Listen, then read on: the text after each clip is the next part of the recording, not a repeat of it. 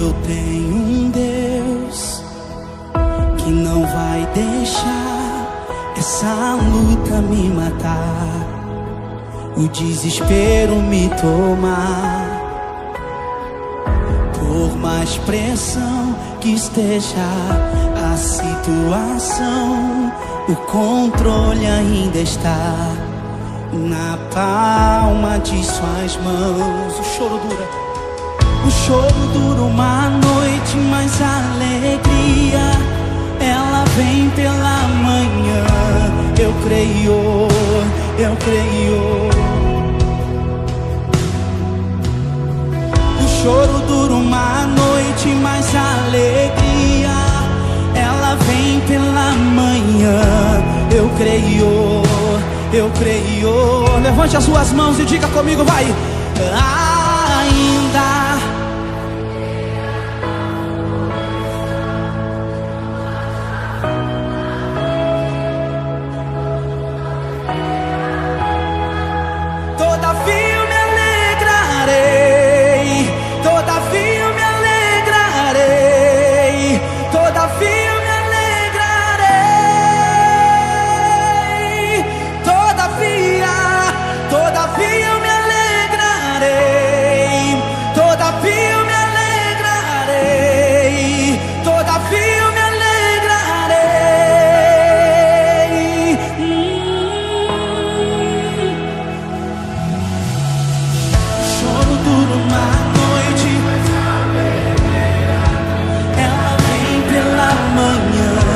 eu creio, eu creio.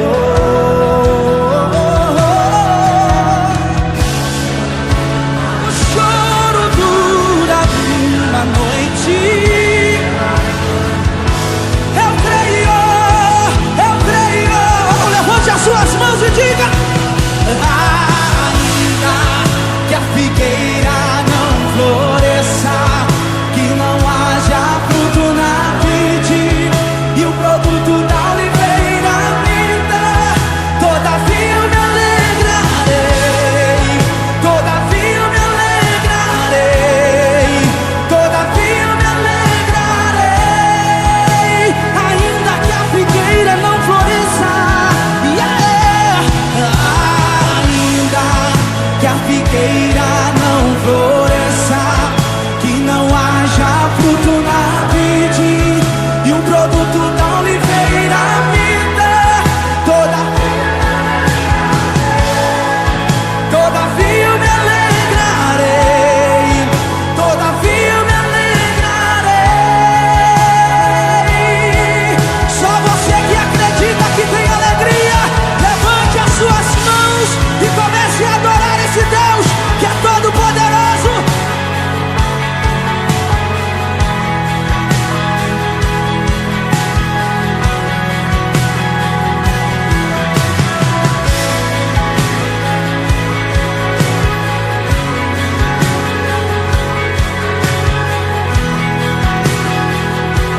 Diga comigo, o choro dura uma noite. Diga! O choro dura uma noite, mas a alegria eu creio. Aumenta a sua voz em nome de Jesus e diga: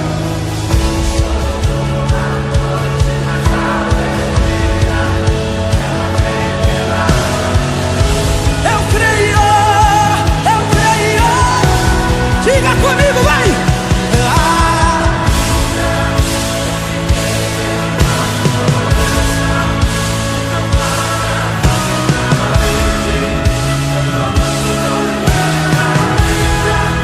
Todavia eu me alegrarei.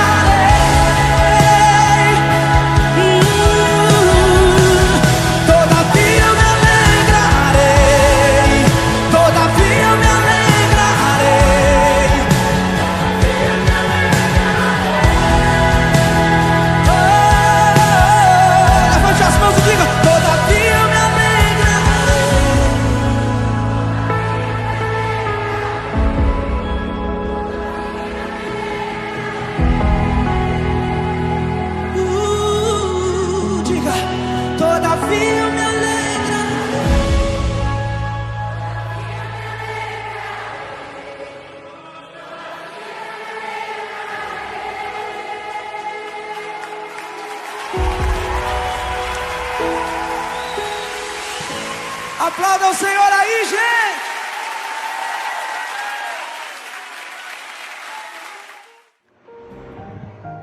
Olá, meus amados irmãos e irmãs, meus queridos amigos que nos ouvem, que nos veem pela Vida TV da Primeira Igreja Batista do Cabo Branco e também pela Web Rádio ou por qualquer outra mídia social. E nesse instante leva até você um pouco da Palavra de Deus, uma reflexão bíblica para a sua edificação, para o seu conforto espiritual, para que provoque em você um sentimento novo e um sentimento de mudança, um sentimento de renovação. É sabido que nós temos vivido ultimamente dias muito difíceis, muito cruéis, e a Igreja do Senhor está vivendo particularmente uma situação jamais vivenciada anteriormente aqui no nosso país, na nossa nação. Também no nosso estado, como não é diferente. Então nós estamos iniciando hoje essa escola bíblica dentro desse novo contexto. Estamos temporariamente impedidos de abrir os nossos templos, as nossas salas de oração, para cumprirmos um decreto do governo do Estado e, por conseguinte, estarmos também contribuindo de alguma maneira dentro dessas medidas para que a sociedade sofra menos. Muito embora todos saibam que a Igreja tem sido, ao longo desses milhões de anos, desses tempos todos, o verdadeiro hospital do Senhor, onde as pessoas são tratadas, são ouvidas, são curadas, não pelo poder que haja na Igreja, mas pelo poder que há no nome de Jesus, a quem a Igreja proclama, a quem a Igreja anuncia. Então vamos, nessa ocasião, ter o nosso momento devocional na escola bíblica e vamos iniciar com oração. Vamos pedir a Deus que nos dê coragem, que nos dê força, que nos dê direção para atravessarmos todo esse deserto pelo qual estamos caminhando nesses dias. Oremos ao Senhor. Ó Pai Santo, Deus Todo-Poderoso, te damos graças ao Senhor por tua imensa misericórdia. Tu és bom, tu és cheio de graça e de bondade, és compassivo, és digno de todo louvor e de toda a nossa adoração. E nós te pedimos, Senhor, que nos dês capacitação nesse momento, que os nossos ouvidos estejam atentos a ouvir a tua voz, que o Espírito Santo do Senhor nos capacite para transmitir com fidelidade a palavra do Senhor, a vontade do Senhor, para alento, para consolo, para conforto e para a edificação do teu povo e de todos aqueles que, de algum modo, seguem ouvindo a Deus e vendo esses vídeos, esses áudios que são produzidos pela tua igreja, sob a orientação do Senhor e sob a oração dos irmãos, dos intercessores nessa ocasião. Fica conosco, Pai. Nós te pedimos a tua presença conosco, a tua instrução, em nome de Jesus. Amém. Queridos, nós vivemos nesse contexto do mundo e todos nascemos e quando começamos a nos entender como pessoa, dentro de um contexto social, conhecendo os direitos, os deveres, as responsabilidades, começamos a ter os nossos sonhos, as nossas aspirações e talvez o sonho maior de todos os seres humanos é a felicidade. Todos querem ser felizes, todos querem uma vida de tranquilidade, de paz, de saúde, de serenidade, mas nem sempre é assim. E felicidade não é constituída apenas desse tempo de gozo, esse tempo de abundância, esse tempo de concretude dos nossos sonhos ou de realização deles. A vida é composta também pelas desilusões, pelas angústias, pelas tempestades que advêm sobre nós. Mas o Senhor nos dá a instrução através dos sermões, dos discursos evangelísticos que Ele fez lá no passado, mediante a presença do Espírito Santo de Deus, quando Ele falava aos discípulos e às multidões que o acompanhavam sempre. E Ele vai dizer nesse texto, que nós vamos refletir nessa hora, quem são na verdade os verdadeiros felizes? Como é que a felicidade se processa? Através do que a felicidade vem? Então perceba, Jesus, depois da sua tentação, no capítulo 4 de Mateus, em que ele foi de todo provado, em todas as circunstâncias, ele sofreu fome por 40 dias, ele não comeu, ele não bebeu, ele sofreu todo tipo de pressão do inimigo das nossas almas, do inimigo de Deus. E ele foi testado em tudo, provado em tudo, e ele venceu em todas as coisas para dar testemunho para nós e só então iniciar o ministério dele, a fala dele, o discurso dele, a prática, a vivência dele, de tudo aquilo que ele veio trazendo do Pai para nos ensinar. E Jesus então, depois disso, ele começa a pregar, ele começa a se reunir com alguns e ele vai começando a chamar e atrair a atenção de outros, e daí a pouco Jesus está sendo seguido por grandes multidões. Ele traz, nesse contexto do capítulo 4, a companhia não somente dos seus discípulos, mas ele vai angariando a presença de multidões, porque além da fala de Jesus, ele pratica, ele começa a produzir milagres, ele produz o bem-estar na vida das pessoas, para primeiro mostrar para elas que há um poder maior que acrescenta às nossas vidas um valor numa dimensão que ainda não era conhecida. E isso nos mostra que os que não conhecem a Deus, não conhecem a Jesus Cristo, de andar com Ele, de experimentá-lo, de vivenciá-lo pela fé, também não sabem o significado e o prazer dessas coisas, desses sentimentos. Então, no capítulo 5, é que Jesus vai iniciar esses ensinamentos. Mas Jesus está vindo da região da Galileia, ele está falando para muitas pessoas, para muitas multidões. As notícias se multiplicam acerca de quem ele é, do que ele está fazendo, e se espalham muito rapidamente por toda a região da Síria, e aí as pessoas começam a trazer os seus familiares, os seus parentes, amigos que sofriam de algum tormento, aqueles que eram possuídos de algum espírito que perturbava, e essas multidões vindas de várias regiões, como Galileia, como Decápolis, como Jerusalém, enfim, a região da Judéia, vêm ao encontro de Jesus para ouvi-lo falar, e aí, como ele está diante de uma multidão muito maior, de uma quantidade de pessoas muito relevante, então ele começa a ensinar e ele dá o significado, o verdadeiro significado e conteúdo daquilo que possa ser chamado de felicidade. No capítulo 5 de Mateus, começamos a partir do versículo 1, que diz o seguinte: vendo Jesus as multidões, ele subiu ao monte e se assentou.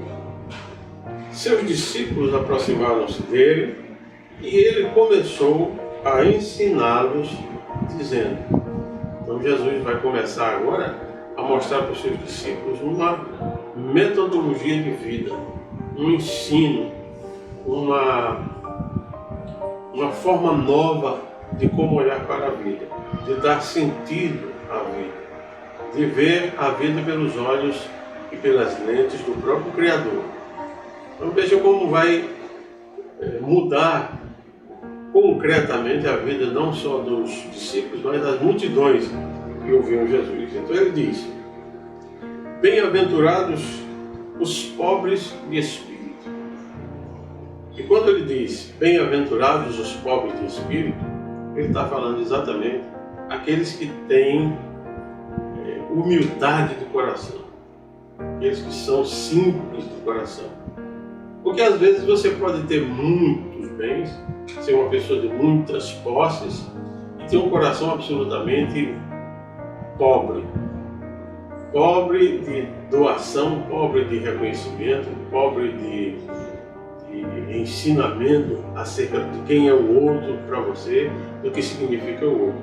Então ele diz, bem-aventurado, isto é, mais do que feliz, são os pobres de espírito, aquele que não tem soberba espiritual, aquele que não se acha melhor do que ninguém, aquele que se reconhece pobre, né, e necessitado. E está ali, diante desses, aquele que pode suprir as necessidades daquele que está sentindo-se assim, que se reconhece assim. Bem-aventurados os pobres de espírito, pois deles é o reino de Deus, é o reino dos céus. Quem é que povoa? Quem é que vai habitar? Quem é que vai compor o povo de Deus, a nação eleita? Quem é que vai povoar os céus? Senão aqueles que têm humildade de coração, simplicidade na vida, que conseguem alcançar a dor do outro, que conseguem reconhecer as aflições do outro e conseguem se dar ao outro, ainda que não tenha nada de material, mas tenha tanto de amor, de carinho, de afetividade. No capítulo 4, no versículo 4, ele diz, bem-aventurados os que choram, porque serão consolados. Quantas pessoas nós conhecemos que vivem há algum tempo de somente chorar? E choram por diversos motivos. Choram porque são poucas as oportunidades que são dadas, há uma desigualdade social latente na sociedade, há uma desigualdade de tratamento que é muito vergonhoso, há uma dificuldade de reconhecimento de que o outro não é seu inimigo, mas é seu parceiro, é tão necessitado quanto você. Então, bem-aventurados os que choram, os que estão chorando, por exemplo, pelo luto, pelas perdas dos entes queridos, perdas dos bens. Nós vivenciamos, nesses últimos tempos, diversas catástrofes pelo mundo afora, inclusive aqui no nosso país, como Mariana, por exemplo, em que as pessoas foram desprovidas de tudo que possuíam, inclusive, sobretudo, as suas casas, e alguns perderam, inclusive, os seus parentes, perderam as suas próprias vidas e se acham, nesse instante, desoladas e inconformadas, e a rebeldia da lei, a rebeldia dos poderes públicos. E o Senhor diz para essas também, bem-aventurados os que choram, os que estão passando por essas dificuldades, porque estes serão consolados. Esses serão aqueles a quem Deus dará consolo. E que consolo é esse? Deus virá ao coração destes para acalmar a tempestade. Ele vem para dizer que há lugar para eles nos céus. E há lugar para aqueles que podem ser felizes olhando por outro ângulo, por outro prisma, por outra vertente, que não as posses que são tão requeridas e tão sonhadas e tão postuladas por todos nós enquanto seres humanos. Bem-aventurados, no versículo 5, bem-aventurados os humildes, pois eles receberão a terra por herança. Então ele reforça essa humildade, porque não só herdarão os céus, como terão também direito ao gozo aqui na terra.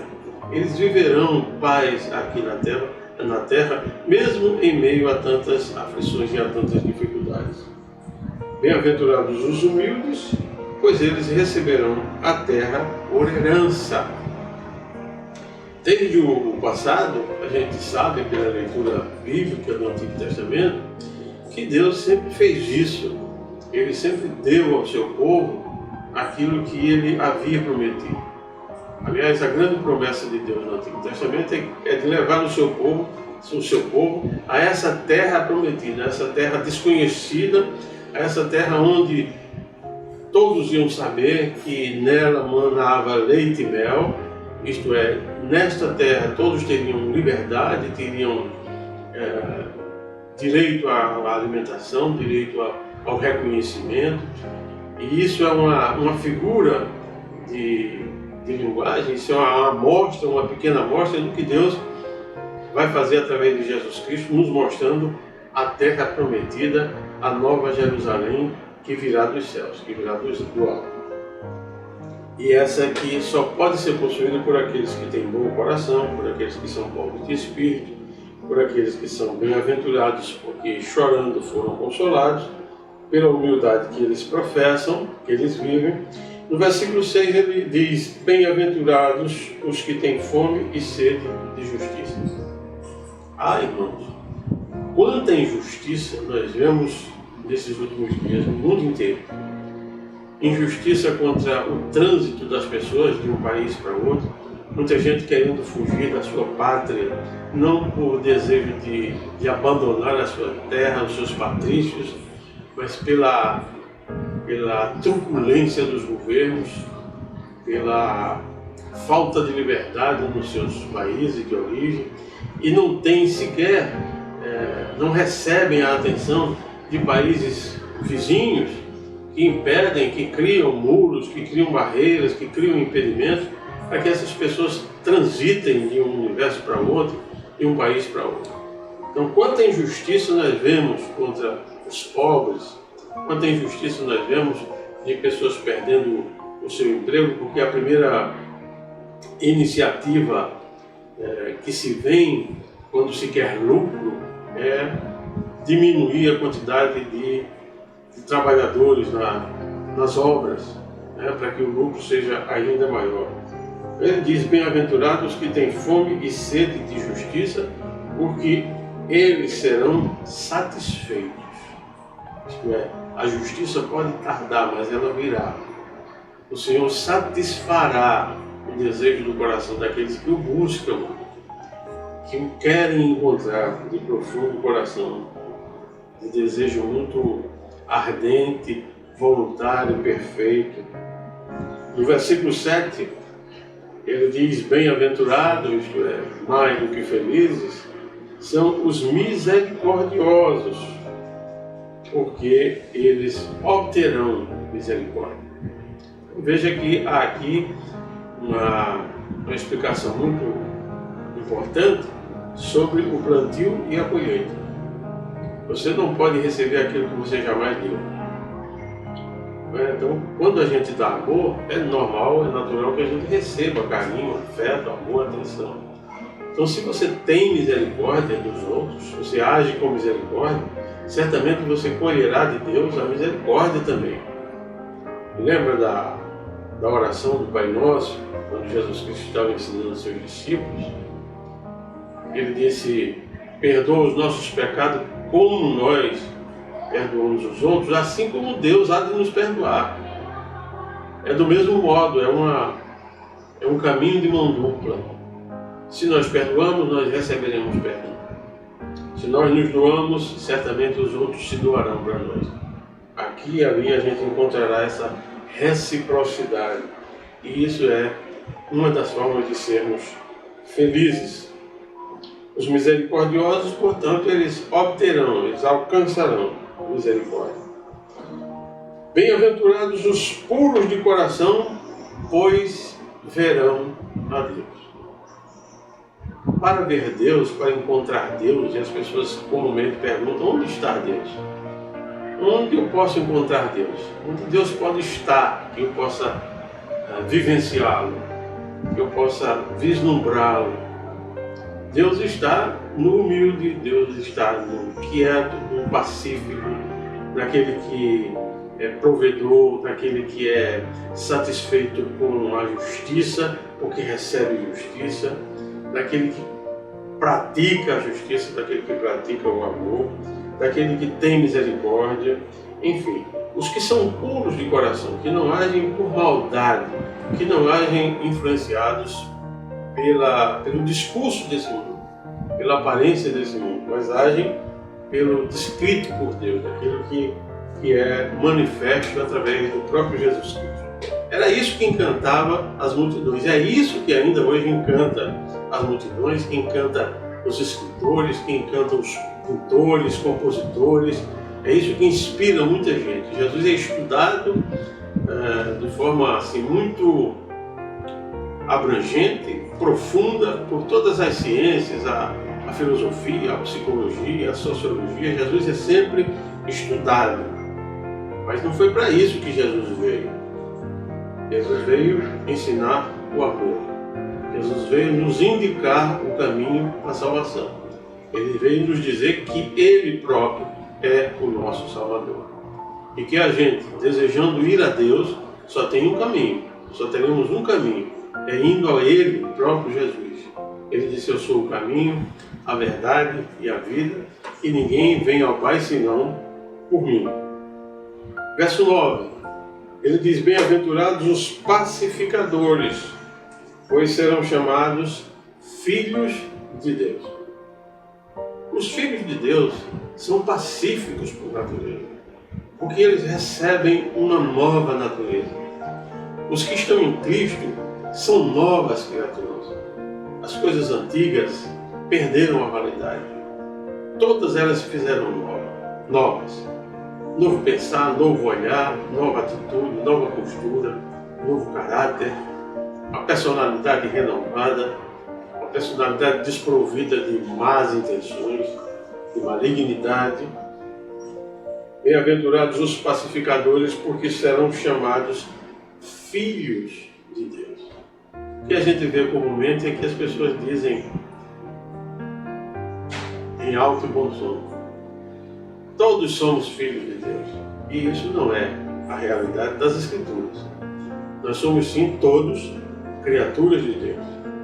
Em Cristo Jesus nós nos tornamos filhos de Deus por adoção. É assim que está escrito no primeiro capítulo de João, do Evangelho de João. Nós nos tornamos filhos de Deus por adoção em Jesus Cristo, nosso Salvador.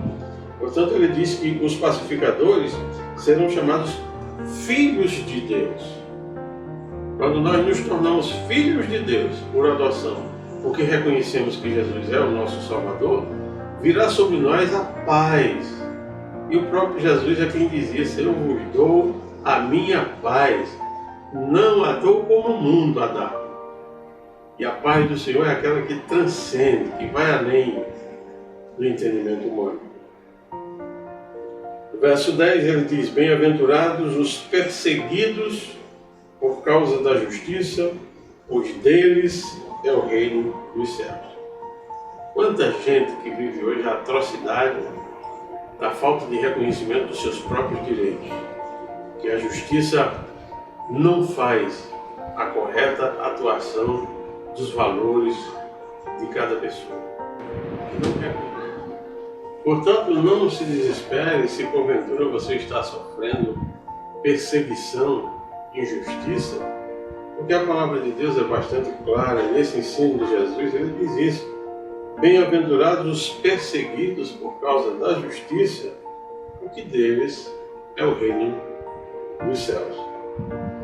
Finalmente ele vai dizer no versículo 11: bem-aventurados serão vocês quando por minha causa, e aí é importante que a gente pontue, os perseguidos por causa do Evangelho, por causa da fala de Jesus, por causa dos ensinos de Jesus, por causa da presença de Jesus nas nossas vidas.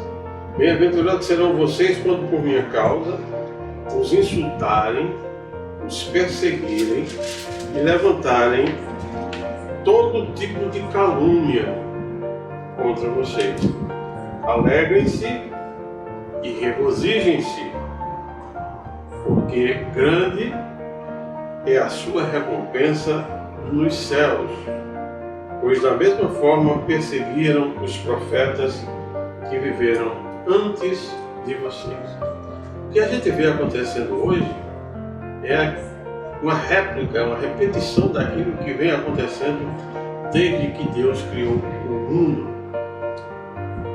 Depois que o homem caiu, depois que veio através da queda todas essas mazelas, depois que entrou no mundo a divisão quando entre os familiares do primeiro casal caído em função do pecado, aconteceu o primeiro assassinato, aconteceram as primeiras atrocidades, a inveja, o sofrimento e assim por diante.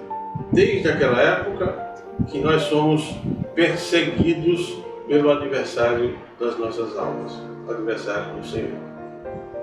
E agora nós vivemos também um período difícil, de uma etapa distinta na história da humanidade, esse novo momento de perseguição também aos cristãos, ao povo de Deus.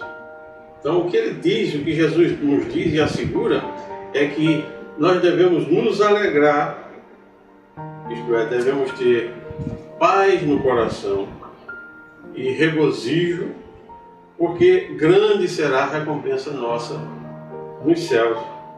Pois aí ele faz a comparação, pois fizeram igualmente com os profetas que viveram antes de vocês. Então o que há nesse momento acontecendo com a Igreja do Senhor, isso já vem acontecendo há séculos e séculos. Mas o que importa para nós agora é qual é a medida, a fórmula que Jesus Cristo traz acerca da felicidade. Resume-se também no fato de Jesus ter abstraído, ele ter resumido, ele ter compactado toda a lei em 2 ensinamentos únicos, que resume tudo. Ele diz que devemos amar a Deus sobre todas as coisas e o próximo como a nós mesmos. Fazendo isso, estaremos cumprindo toda a lei do Senhor. Se queremos ser felizes, vivamos a vida que o Senhor nos propõe viver.